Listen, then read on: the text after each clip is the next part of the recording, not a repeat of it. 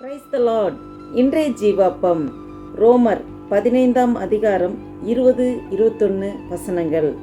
மேலும் அவருடைய செய்தியை அறியாதிருந்தவர்கள் காண்பார்கள் என்றும் கேள்விப்படாதிருந்தவர்கள் உணர்ந்து கொள்வார்கள் என்றும் எழுதியிருக்கிறபடியே நான் மற்றொருவனுடைய அஸ்திவாரத்தின் மேல் கட்டாதபடிக்கு கிறிஸ்துவனுடைய நாமம் சொல்லப்பட்டிராத இடங்களில் சுவிசேஷத்தை அறிவிக்கும்படி நாடுகிறேன். ஆமென். அல்லேலூயா. பாருங்க, இந்த வசனத்தின் முந்தின வசனத்தை நாம் நேற்றைய தினத்தில் தியானித்தோம். அதை ஒரு தடவை வாசிக்கிறேன். இப்படி எருசலேம் தூக்கி சுற்றிலும் இல்லிரக்கம் தேசம் வரைக்கும் கிறிஸ்துவின் சுவிசேஷத்தை பூரணமாய் பிரசங்கித்திருக்கிறேன். மேலும் அதை தொடர்ந்துதான் இன்னை நாள் தியானிக்கிறோம். மேலும் அவருடைய செய்தியை அறியாதிருந்தவர்கள் காண்பார்கள் என்றும் கேள்விப்படாதிருந்தவர்கள் உணர்ந்து கொள்வார்கள் என்றும் எழுதியிருக்கிறபடியே என்று அப்போஸ்தலனாகிய பவுல் ரோமருக்கு எழுதின நிருபத்திலே இப்படியாக சொல்கிறதை பார்க்கிறோம். பாருங்க, சுவிசேஷம் இந்த கடைசி காலங்களில் சுவிசேஷம் மிகவும் முக்கியமானது. இதுவே அனுகிரக நாள், இதுவே இரட்சணை நாள் என்று ஆண்டவர் வேதத்தில் வெளிப்படுத்தியிருக்கிறார். ஆண்டவர் வருகை அதிசீக்கிரத்தில் இருக்கும். நாம் இனி மௌனமாய் இருக்கிற காலம் அல்ல. எந்த விதத்தில் அது சுவிசேஷம் பிரசங்கிக்கப்பட வேண்டும். அறியப்படாத இடங்களில் ஆண்டவர் அன்பை அறிந்து கொள்வதற்கு நாம் ஒவ்வொருவரும் வேற யாராவது அனுப்புங்க ஆண்டவரே, வேற யாராவது அனுப்புங்க என்று நம்ம கேட்கிறதை நிறுத்திவிட்டு நாம் என்ன செய்கிறோம்? நாம் எத்தனை பேர்த்துக்கு ஆண்டவர் அன்பை எடுத்து சொல்கிறோம்? நம் குடும்பத்திலும் வேலை ஸ்தலத்திலும் சொந்தக்காரங்க மத்தியிலும் அறிமுகமில்லாதவர்கள் மத்தியிலும் நாம் எத்தனை பேர்த்துக்கு ஆண்டவர் அன்பை எடுத்து சொல்கிறோம்? கர்த்தர் அன்பை ருசித்த நம்மளால் சும்மா இருக்கவே முடியாது. பாருங்க, நான் மற்றொருவனுடைய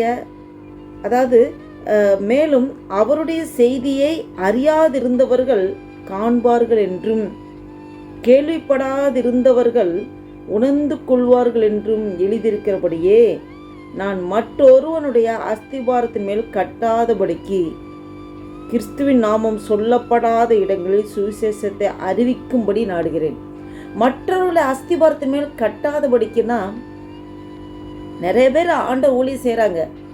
ஊழியம் செய்கிற இடத்துல அறிவித்த இடத்துல திரும்பி அந்த போடப்பட்ட அஸ்திபாரத்தின் மேல் திரும்பவும் போடப்படாதபடி இன்னும் ஆண்டவர் அன்பே அறியாமல் இருக்காங்க. இயேசு கிறிஸ்துன்னா யாருன்னே தெரியாமல் இருக்காங்க. இயேசப்போட அன்பை உணராமல் இருக்காங்க. அவர் எதுக்காக தான் இந்த சிலுவையில் மரித்தாருங்கிற அந்த ஆழம் தெரியாமல் எத்தனையோ புறஜாதி மக்கள் வாழ்ந்து கொண்டிருக்கிறார்கள். நம்முடைய உறவினர்களை எத்தனை பேர் கிறிஸ்துவை ஏற்றுக்கொள்ளாதவர்கள் இருக்கிறார்கள். நாம் எத்தனை பேர்த்துக்கு ஆண்டவர் அன்பை எடுத்து சொல்லியிருக்கிறோம்? நம்மளை நாமே ஆராய்ந்து பார்க்கிற தருணம் இது. நாம் இந்த காலத்தில் மௌனமாக இருப்பது நல்லதல்ல.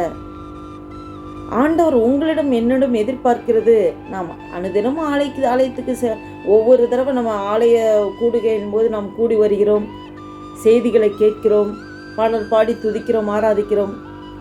கேட்கிறதோடு நின்று விடாதபடி எவ்வளோ நாம் செயல்பாடுகளில் கொண்டு வந்தோம். எத்தனை பேர்த்துக்கு ஆண்டவர் அன்பை நாம் உணர்த்தினோம், புரிய வைத்தோம். நம்மளை நாமே ஆராய்ந்து பார்க்குற தருணம் இது. நாம் எல்லாருக்கும் ஆண்டவர் அன்பை எடுத்து சொல்லணும்.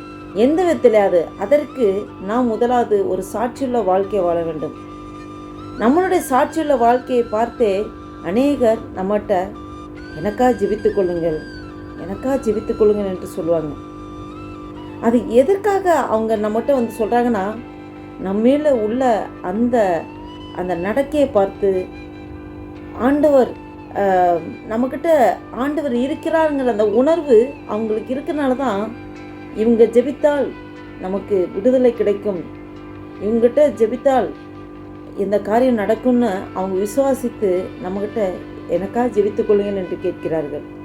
அப்போ பாருங்க, நாம் மற்றவர்களுக்காக நாம் திறப்பில் நிற்பது நம்மேல் விழுந்த கடமை. நாம் சுவிசேஷம் அறிவிக்க வேண்டும். நாம் அமைதலாக இருக்கக்கூடாது. நான் நல்லா இருந்தால் போதும், என் குடும்பம் நல்லா இருந்தால் போதும், சுயநல கிறிஸ்தவர்களாக இருக்கக்கூடாது. அநேகருக்கு நாம் ஆண்டவரோட அன்பை எடுத்து சொல்லுகிற பாத்திரமாக தான் ஆண்டவர் நம்மளை வைத்திருக்கிறார். நாம் மற்றவர்களுக்கு பாத்திரமாக இருக்க வேண்டும். மற்றவர்களுக்காக பிரயோஜனப்படுகிற நாம் ஆசீர்வாதம் நமக்கு வேணும் கேட்கறதை அது கிடைக்கும். ஆசீர்வாதம் நாம் மற்றவர்களுக்கு ஆசீர்வாதமாக இருக்க வேண்டும். ஆண்டவர் அதுக்காக தான் நம்மளை ஏற்படுத்தியிருக்கிறார். ஆண்டவரே என்ன ஆசீர்வதிங்க அப்படின்னு ஆண்டவர் எப்பவுமே நம்மளை ஆசீர்வதித்து கொண்டிருக்கிறார். முதலாவது தேவன் ராஜ்யத்தையும் அவருடைய நீதியும் தேடும்போது இவங்களோட கூட கொடுக்கப்படும். உலக ஆசீர்வாதம் உன்னத ஆசீர்வாதத்தினால ஆண்டவர் நிரப்பிக் கொண்டிருக்கிறார். நாம் மற்றவர்களுக்கு ஆசீர்வாதமாக இருக்க வேண்டும். இந்த நாளில் இந்த சிந்தையோடு, ஆண்டவரே நான் எந்த விதத்திலாவது மற்றவர்களுக்கு நான் பிரயோஜனமாக இருக்குன்னு ஆண்டவரே, உங்களுடைய அன்பை அநேகருக்கு நான் எடுத்து சொல்லணும். ஏதாவது ஒருத்தருக்காவது நான் எடுத்து சொல்லணும். ஆண்டவரே நீங்கள் அப்படி என்னை நிரப்புங்கப்பா. ஆண்டவரே என்னை அதுக்காக தான் அழைச்சிருக்கீங்க. என்னை விட்டு கொடுக்குறேன், ஒப்பு கொடுக்குறேன் ஆண்டவரே என்று சொல்லி இந்த புதிய நாளில் ஆண்டவர் நோக்கி பார்த்து ஜெபம் செய்வோம். அன்பும் இரக்கம் நிறைந்த பரம தகப்பனே, நன்றியோடு துதிக்கிறோம் ஐயா, ஸ்தோத்தரிக்கிறோம் அப்பா. இந்த காலை வேலைக்கால் நன்றி செலுத்துகிறோம். ஒரு புதிய நாளை காண கிருபை செய்திரே, ஜீவன் தந்திரே, பலன் தந்திரே, சுகம் தந்திரே. நன்றி அப்பா.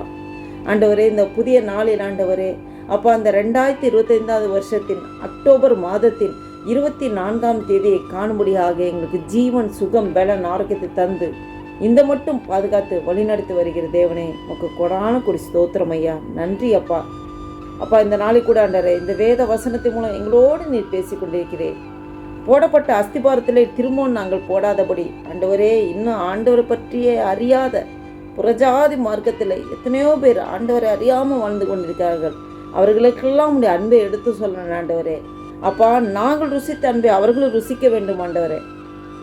அப்பா, இந்த நாளில் ஆண்டவரே இந்த வசனத்தின் மூலம் எங்களோடு உணர்த்தி கொண்டிருக்கிறேன். இந்த வீடியோவை கேட்டுக்கொண்டிருக்க, பார்த்து கொண்டிருக்க ஒவ்வொருவரையும் நீங்கள் ஆசீர்வதிங்க ஆண்டவரே.